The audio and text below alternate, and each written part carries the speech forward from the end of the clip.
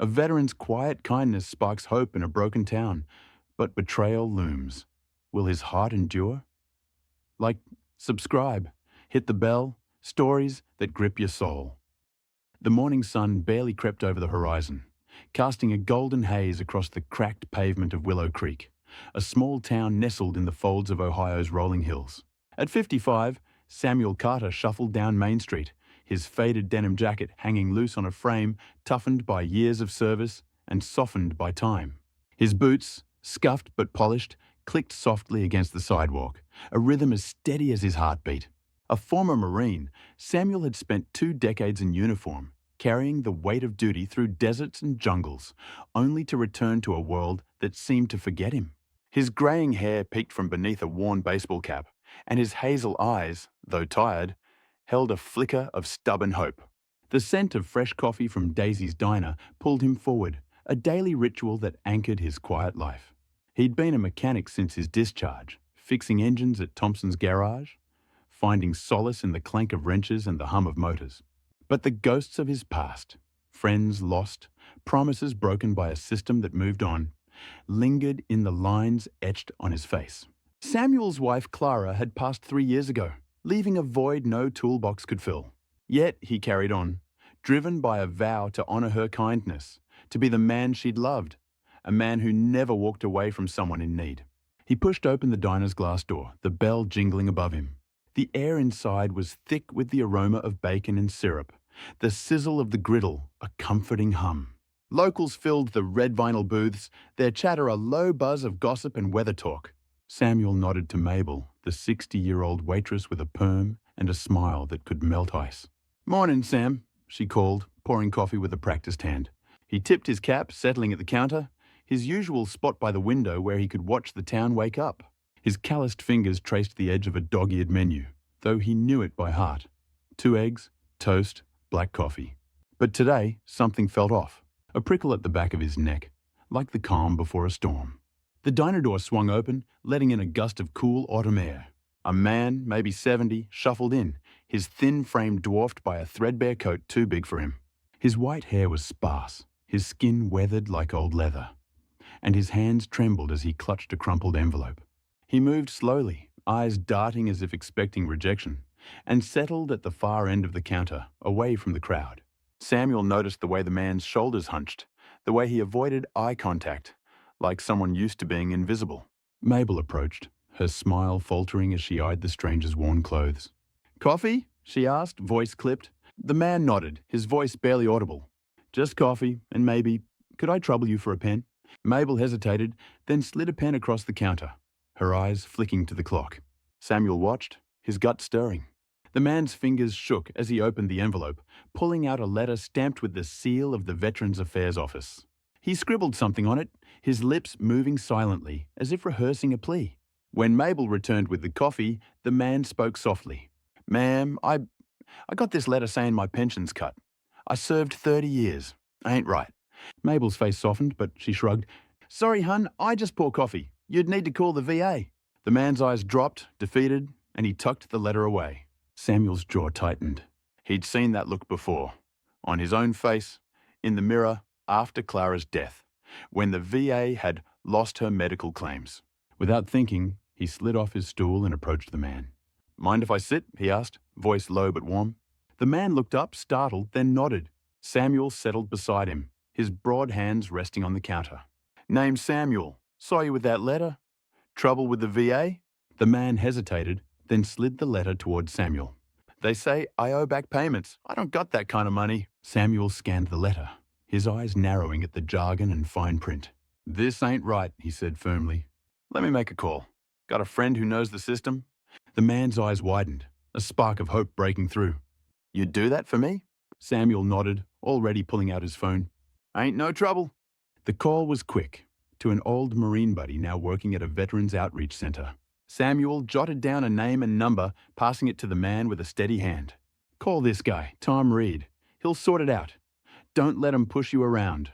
The man's hands shook as he took the note, his voice thick.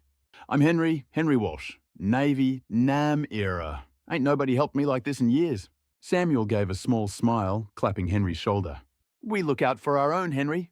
Over the next few days, Samuel checked in at the diner, finding Henry there each morning, nursing her coffee and clutching that letter like a lifeline. They talked, quietly at first, about the weather, then deeper. Henry shared fragments of his life. A wife lost to cancer, a son who stopped calling, a pension that barely covered rent.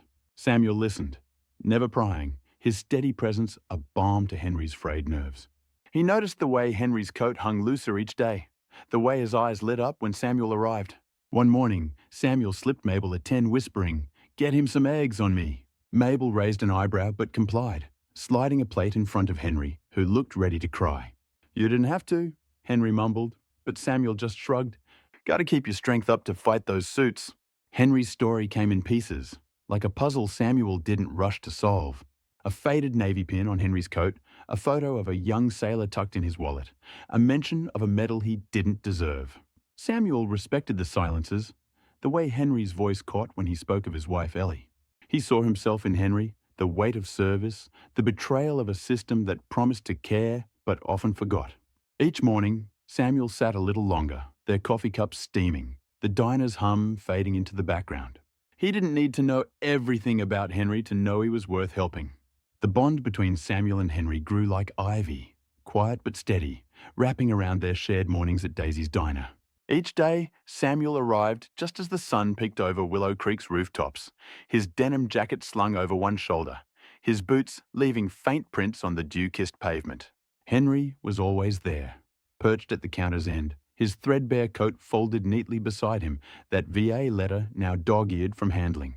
The diner's air was warm, thick with the scent of pancakes and the clink of forks against plates.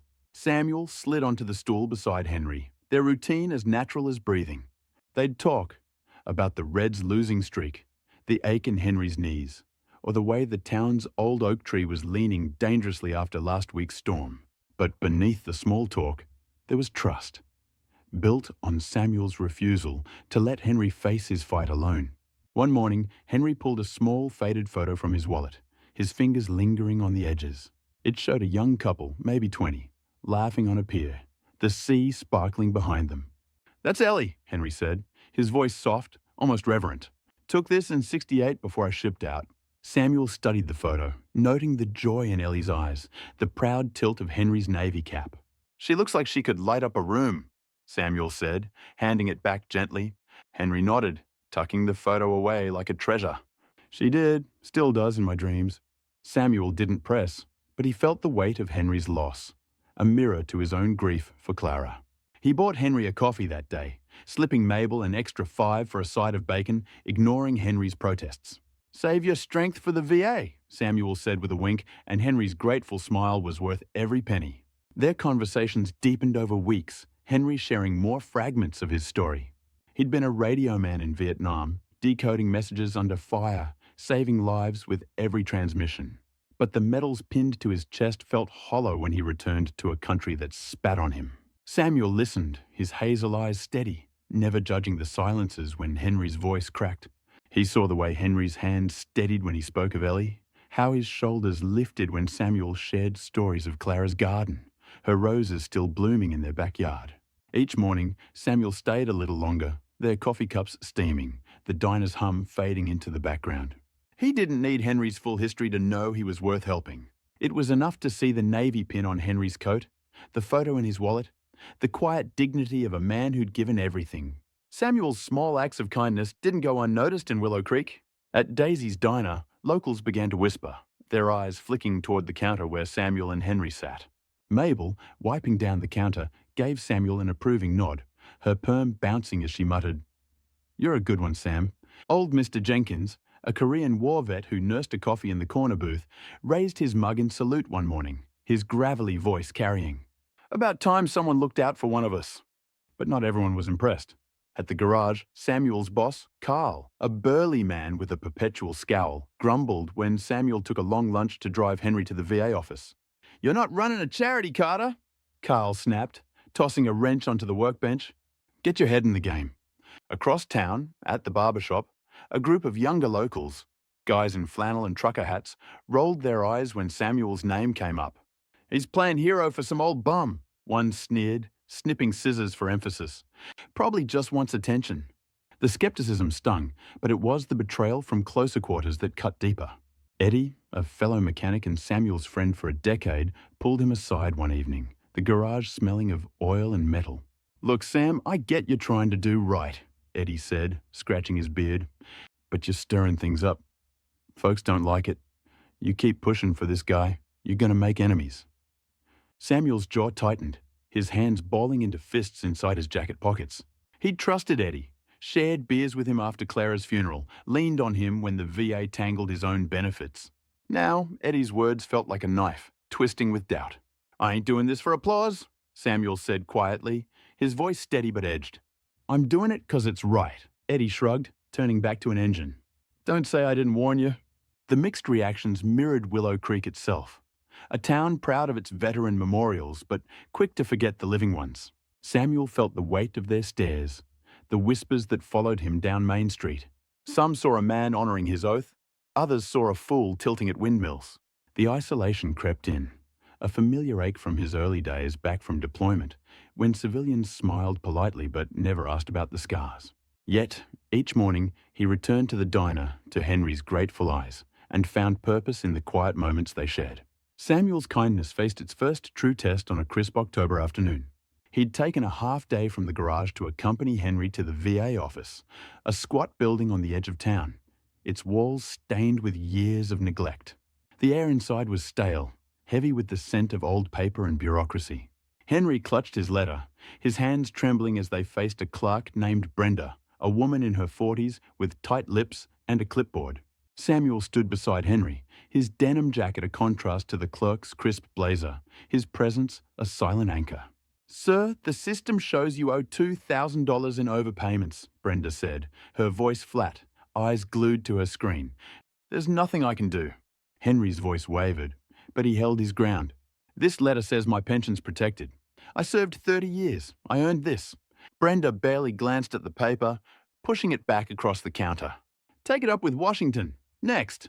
Samuel's chest tightened, the heat of old battles rising. He'd faced this wall before. Faceless systems that chewed up veterans and spat them out. He leaned forward, his voice calm but firm, like a drill sergeant addressing a recruit. "Ma'am, this man's entitled to his benefits. That letter's from the VA's regional director. Look again." Brenda's eyes narrowed, her fingers pausing over her keyboard. "Sir, I don't make the rules. If you don't leave, I'll call security." The threat hung heavy, but Samuel didn't flinch. He thought of Clara, of the nights she'd stayed up with him, untangling VA forms when his hands shook too much to write. He thought of Henry, who'd carried a radio through jungles, who deserved better than this. "I'm not leaving till you do your job," Samuel said, his hazel eyes locked on hers. The room grew quiet, other veterans in the waiting area glancing up, some nodding, others shifting uncomfortably. Brenda huffed, snatching the letter and disappearing into a back office. Minutes dragged, but Samuel stood tall, his hand on Henry's shoulder, a shield against the system's indifference. When Brenda returned, her face was sour, but she slid a new form across the counter. "Fine, we'll review it. You'll hear back in 6 to 8 weeks." It wasn't a victory, but it was a step. Henry's eyes glistened as he shook Samuel's hand, his grip surprisingly strong. "You didn't have to do that, Samuel. Thank you." Samuel managed a small smile, masking the exhaustion creeping in. "We're not done yet, Henry. Not by a long shot." But the cost was immediate. Back at the garage, Carl docked Samuel's pay for the missed hours, his voice cold. "You want to play saint? Do it on your own dime." The words burned, but Samuel swallowed his pride, nodding as he picked up his wrench. He'd sacrificed a day's wages, maybe more, but he'd kept his promise to Henry. That was worth it. The conflict escalated as Samuel's actions rippled through Willow Creek, stirring tensions like dust in a windstorm. The whispers grew louder, the stares sharper. At the diner, a group of regulars, men in Carhartt jackets and women with teased hair, clustered in a booth, their voices carrying. "He's making us look bad," one muttered, stirring his coffee with a scowl. "Acting like he's better than the rest of us?" Another chimed in, her voice sharp. "What's he expect? The VA's a mess. Ain't his job to fix it." Mabel tried to hush them, but the damage was done. Samuel felt their words like pebbles thrown, each one bruising his resolve. The betrayal deepened when Eddie, once a brother-in-arms at the garage, started avoiding him. Samuel caught him whispering with Coral, their eyes darting his way. And when Samuel asked for help covering a shift, Eddie shrugged. Sorry, man, got plans. The excuse was flimsy, and Samuel's gut twisted. He'd stood by Eddie through divorces and bar fights, but now, when Samuel needed support, Eddie turned away. The sting of abandonment was sharper than any VA rejection, a reminder of how quickly loyalty could crumble. Outside the diner, the town's mood shifted. A local blog, run by a self-styled concerned citizen, posted about Samuel's crusade, painting him as a troublemaker disrupting Willow Creek's peace. Comments piled up. Who does he think he is? Focus on your own problems, Carter. The criticism burrowed into Samuel's thoughts, sowing doubt. Was he pushing too hard? Was he dragging Henry into a fight they couldn't win? At night, alone in his small house, the silence was deafening. The roses in Clara's garden swayed in the moonlight, but even their beauty couldn't quiet the questions gnawing at him. The pressure mounted when Carl called Samuel into his office, the garage's fluorescent lights casting harsh shadows. I'm getting complaints, Carl said, leaning back in his chair, a toothpick between his teeth. Customers say you're distracted, spending all your time on that old man. Shape up, or you're out. Samuel's heart pounded, his fists clenching in his pockets. The garage was his livelihood, his tether to normalcy. Losing it would mean losing the house, the garden, the life he'd built after Clara. But then he thought of Henry's trembling hands, the navy pin on his coat, the photo of Ellie. He thought of the oath he'd taken, not just to country, but to men like Henry, who'd given everything. I'll do my job, Samuel said, his voice low but resolute. But I ain't abandoning Henry. Carl's eyes narrowed, but he waved Samuel out. Your funeral, Carter. The conflict wasn't just external. Inside, Samuel wrestled with despair, the weight of a system that seemed unbreakable, a town that seemed ungrateful. He'd fought for his country, lost friends to wars, lost Clara to illness. And now he was losing the trust of those around him. Each step felt heavier, each morning at the diner a little harder. But Henry's quiet, "Thank you, Samuel," echoed in his mind, a lifeline pulling him forward even as the storm grew darker. The weight of Willow Creek's judgment pressed harder on Samuel, like a storm cloud ready to burst. Each morning, he dragged himself to Daisy's diner, his denim jacket feeling heavier, his boots scuffing the pavement with less purpose. The diner's warmth, once a comfort, now felt stifling, the scent of coffee and bacon mingling with the sting of whispered accusations. He'd stood by Henry through VA battles and town gossip, but the cost was mounting. Docked pay, strained friendships, a boss ready to fire him. Samuel's hazel eyes, once bright with stubborn hope, dulled under the strain, though he kept his shoulders squared, his voice steady for Henry's sake. But inside, doubt gnawed like a splinter, and the emotional peak was coming, a moment that would test every ounce of his resolve. One grey November morning, Samuel pushed open the diner's door, the bell's jingle sounding hollow. Henry sat at the counter, his threadbare coat draped over the stool. But something was wrong. His hands trembled more than usual, his eyes darting, haunted. "Samuel," he whispered, voice cracking, "they're going to take my apartment. VA says I owe more than I got." Samuel's heart sank, the air in the diner suddenly too thick to breathe. He slid onto the stool, his calloused hands gripping the counter's edge. "They can't do that, Henry. We'll fight it." But Henry shook his head, his voice barely audible. "I'm tired, Sam. Been fighting my whole life. Maybe it's time to let go." The words hit Samuel like a punch, stealing his breath. He'd promised to stand by Henry, but now, with the system closing in, his efforts felt like sand slipping through his fingers. Samuel's voice wavered, a rare crack in his marine tough exterior. "You ain't alone in this, Henry. I'm here." But as he spoke, a memory flashed. Clara's hospital bed, her frail hand in his, the VA's endless delays on her claims. He'd fought then too, and lost her anyway. The diner spun, the clatter of plates and chatter fading to a dull roar. His fists clenched, knuckles whitening, as he battled the urge to scream, to upend the counter, to demand why the world kept betraying those who'd given everything. Henry's defeated eyes mirrored Samuel's own despair, and for the first time, Samuel wondered if his kindness was enough. What good is standing up if the system always wins? His mind roared, though his lips stayed sealed, trembling. Mabel glanced over, concern flickering in her eyes, but Samuel waved her off, his throat tight with unshed tears. He drove Henry home that day, the silence in his old pickup deafening. Henry's apartment was a cramped walk-up, the walls peeling, the air smelling of mildew and regret. Samuel helped him up the stairs, his hand steadying Henry's frail frame, but inside, he was breaking. As Henry sank onto a sagging couch, clutching that dog-eared VA letter, Samuel's chest ached with helplessness. "I'll call Tom again," he said, voice hoarse. "We'll fix this." But Henry's faint nod lacked conviction, and Samuel left feeling like he'd failed. Not just Henry, but every veteran he'd sworn to honor. The next morning, Samuel arrived at the diner, his heart pounding with resolve to keep fighting. But Henry wasn't there. The counter's end was empty, the stool bare, no threadbare coat in sight. Samuel's stomach dropped, a cold sweat prickling his skin. "Mabel, where's Henry?" he asked, his voice sharper than intended. Mabel shrugged, wiping down the counter. "Ain't seen him, Sam. Maybe he's sick." Samuel's mind raced. Henry never missed their mornings, not once. He checked the apartment, knocking until his knuckles ached, but the door stayed shut, the silence inside ominous. He called Tom at the outreach center, but Tom hadn't heard from Henry either. "He was supposed to call me yesterday," Tom said, worry creeping into his voice. "Sam, this ain't good." The absence hit Samuel like a mortar blast, shattering the fragile hope he'd clung to. Had Henry given up? Moved away? Or worse? The photo of Ellie flashed in his mind. Henry's trembling hands, his whispered, "I'm tired." Samuel's knees buckled, and he leaned against his truck, the cold metal grounding him as his breath hitched.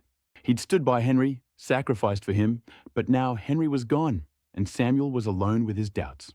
Had he pushed too hard, dragged Henry into a fight he couldn't handle?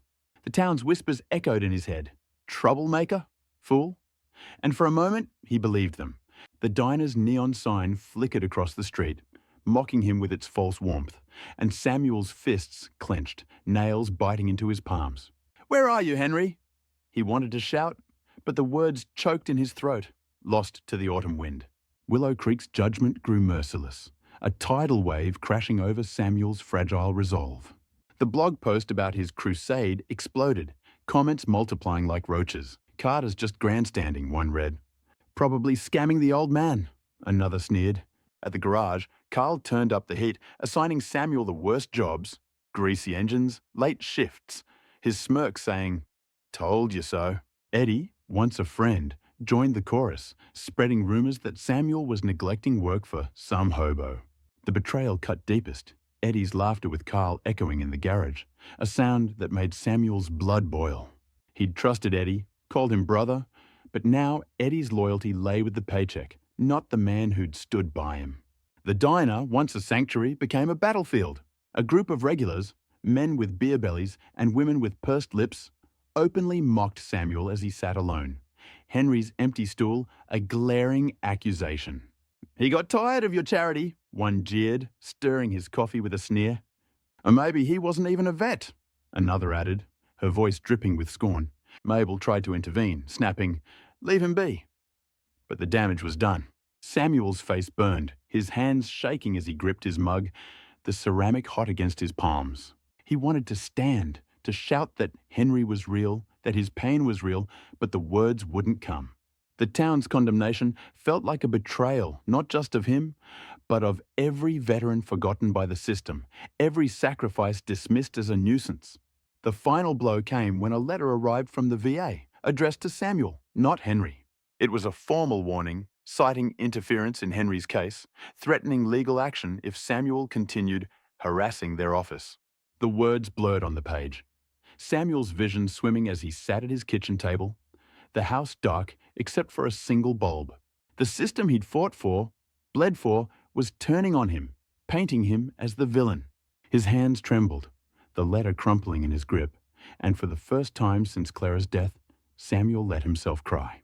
The sobs were quiet, raw, his shoulders shaking as he buried his face in his hands. "What did I do wrong?" he whispered to the empty room, the roses outside swaying in the night, silent witnesses to his breaking point. In the quiet of his grief, Samuel found himself drawn to Clara's garden, the one place where the world's noise faded. It was midnight, the air crisp, the scent of earth and roses grounding him.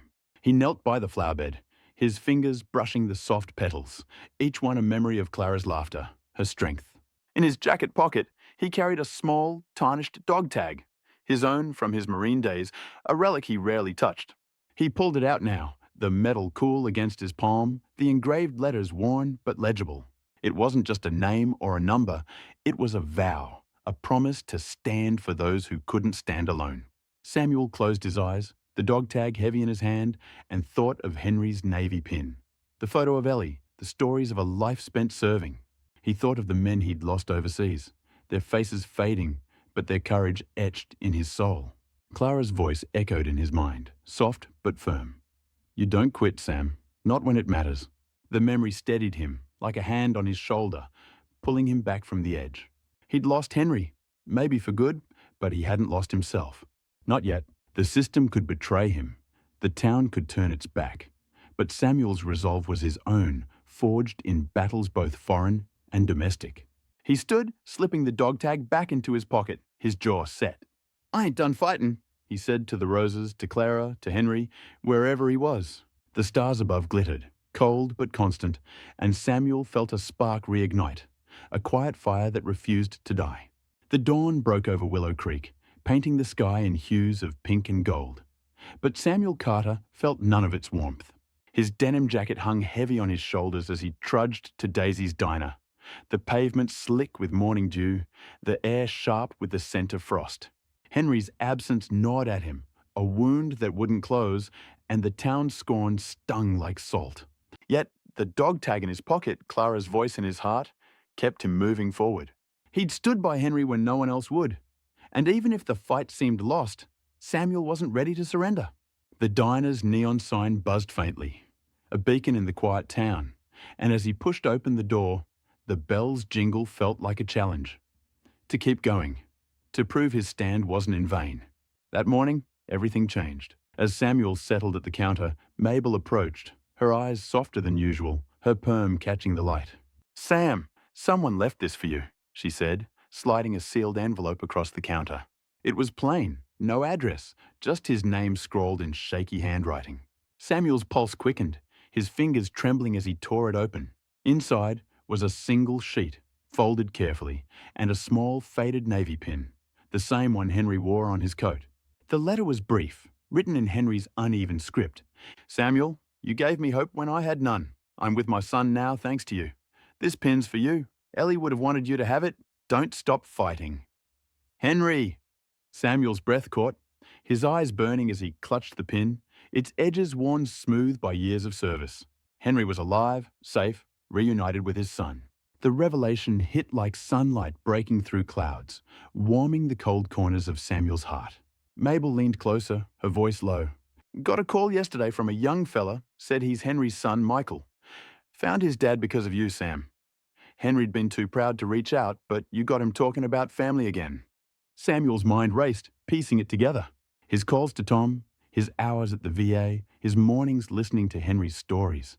They'd sparked something, a bridge to a son who'd drifted away. Henry wasn't just a veteran fighting a faceless system, he was a father, a husband, a man whose sacrifices echoed in the lives he'd touched. The pin in Samuel's hand felt heavier now, not with burden, but with purpose. A symbol of duty, of connection, of the quiet heroism that outlasted wars. But there was more. Mabel handed him a second letter, this one on crisp VA letterhead. It was an apology, signed by the regional director admitting an error in Henry's case. The overpayment claims were dropped, his pension restored, and the VA pledged to review similar cases in Willow Creek. Samuel's stand, his refusal to walk away, had forced the system to blink. He sat back, the diner's hum fading, the scent of coffee grounding him as he read the words again. "You did it, Sam," his heart whispered, though his lips stayed silent, a tear tracing his weathered cheek. The catharsis came swiftly, a wave that washed away the bitterness of weeks past. That afternoon, Samuel walked to the VA office, the navy pin clipped to his jacket, his boots steady on the cracked pavement. He wasn't alone. Mabel had spread the word and a small crowd gathered. Mr. Jenkins, the Korean War vet, a few diner regulars who'd once whispered against him. Even Tom from the Outreach Centre, his grin wide. They weren't there to protest, but to witness. The VA clerk, Brenda, met Samuel at the counter, her tight lips replaced by a hesitant nod. "We're making this right," she said, sliding a stamped document across.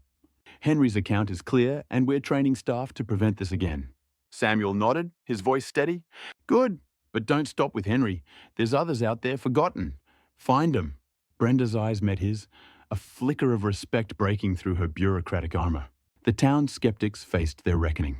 The local blog, once a venomous echo chamber, posted a retraction. Its author, a wiry man named Greg who'd never served, admitting he'd misjudged Samuel. At the garage, Carl's scowl faltered when a customer, a retired colonel, praised Samuel's stand, threatening to take his business elsewhere if Carl didn't ease up. Eddie, the friend who'd betrayed him, approached Samuel one evening, his beard streaked with grease, his eyes downcast. I was wrong, Sam, he mumbled. Didn't see what you were fighting for. I'm sorry. Samuel studied him, the hurt still raw, but he extended a hand. Help me next time, Eddie. That's enough. The handshake was firm, a step toward mending what was broken.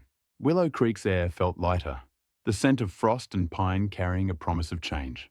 The transformation of Willow Creek was subtle but profound, like roots spreading beneath the surface. Inspired by Samuel's stand, Mabel started a weekly veterans coffee at the diner, a space for old soldiers to share stories, swap advice, and feel seen. Mr. Jenkins, once a silent fixture, became a regular speaker, his tales of career drawing younger vets who'd never had a place to talk. The VA office, stung by the publicity of Henry's case, launched a local outreach program, with Tom training clerks to spot errors in veterans' accounts. Even the barbershop, once a hub of gossip, hung a small plaque. Honour those who served. A quiet nod to Samuel's fight. Samuel himself found a new role, not as a hero, but as a bridge. Tom offered him a part-time gig at the outreach centre, helping veterans navigate the system, using his grit and heart to cut through red tape. He kept his job at the garage, his wrench still a comfort, but the outreach work gave him purpose, a way to honour Clara, Henry, and the brothers he'd lost. One evening, at the diner's first veterans coffee, a young vet, a woman with a prosthetic leg, gripped Samuel's hand, her eyes fierce. You showed me it's worth fighting for what's mine. Thank you. Samuel's throat tightened, the navy pin on his jacket glinting in the diner's light. He didn't need medals or headlines. This was enough. The town's culture shifted, not with fanfare, but with small acts. Locals began checking on elderly neighbours, offering rides to appointments, listening instead of turning away. Willow Creek, once quick to forget its veterans, started to remember, its heart stirred by one man's refusal to walk away. The oak tree on Main Street, leaning but unbroken, became a quiet symbol, a reminder that even the weathered could stand tall. The legacy of Samuel's kindness rippled beyond Willow Creek, touching lives he'd never know. Henry sent a postcard a month later from a small town in Indiana where he lived with his son, Michael. The card showed a pier, like the one in Henry's photo with Ellie, and his words were simple. You gave me back my family, Samuel. I'll never forget. Samuel pinned the card to his fridge next to Clara's old gardening gloves, a reminder that one stand could change a life. At the outreach centre, Samuel helped dozens of veterans, each case a small victory against a system that too often failed them. He taught them to fight, not with fists, but with persistence, dignity, the quiet courage he'd learned from Henry's trembling hands, from Clara's unwavering love. The young vet with the prosthetic leg started a support group inspired by Samuel's example, connecting veterans across Ohio. Mabel's Veterans Coffee grew, drawing reporters from nearby cities who wrote stories about a town that remembered its own. Samuel shied from the spotlight, but his name became a whisper among veterans, a man who stood when others walked away. His house, once silent, filled with new voices. Vets dropping by for advice. Mabel with a plate of pie. Even Eddie rebuilding their friendship one awkward beer at a time. The roses in Clara's garden bloomed brighter, as if she was smiling, proud of the man who'd kept her light alive. The final image lingered, a quiet echo of the story's start. Samuel stood outside Daisy's diner at sunrise, his denim jacket worn but proud, the navy pin gleaming on his chest.